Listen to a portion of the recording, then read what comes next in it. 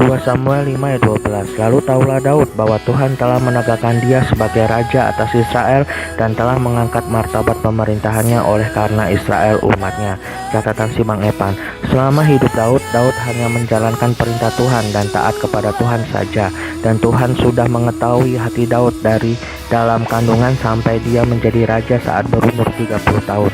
Dan gua baru tahu, Daud ternyata enggak menggilai dalam tanda petik karirnya yang Tuhan berikan kepadanya. Sebab yang jadi raja atas bangsa Israel sebenarnya adalah Tuhan Allah Yesus Kristus. Dia hanya taat melakukan kehendak Tuhan atas hidupnya. Sehingga baru tahulah Daud bahwa Tuhan sangat-sangat menghormati Daud sebagai raja atas Israel. Bentuk penghormatan Tuhan diantaranya adalah 1. Menjadikan keluarga Daud yang terkuat daripada keluarga Saul. 2 Samuel 3 ayat 1. 2. Tuhan memberikan kuasa besar atas Daud karena Immanuel ada di dalam hidupnya. 2 Samuel 5 ayat 10. 3. Tuhan mensejahterakan, mengangkat martabat pemerintahan Daud, mempromosikan dan mensahkan Daud sebagai raja dengan bukti Tuhan membangun istana buat Daud. 2 Samuel 5 ayat 12. Proses demi proses Daud dia lewati hanya bermodalkan taat percaya kepada Tuhan. Setiap dia mau melangkah, Daud selalu bertanya kepada Tuhan. Daud selalu menjalin komunikasi kepada Tuhan. Meskipun Tuhan sudah menegakkan dan memberikan kuasa yang besar atas hidupnya, secara penglihatan manusia kerajaan Daud adalah kerajaan yang kuat. Daud masih tetap bertanya kepada Tuhan.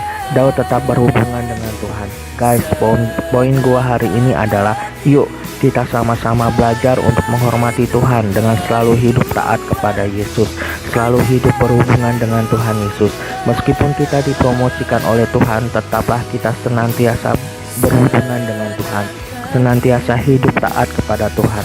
Tuhan menegakkan Daud dan pemerintahannya Daud karena Daud sebagai raja telah berhasil menjadi contoh atau teladan bagaimana hidup sebagai raja yang diurapi Tuhan seperti apa.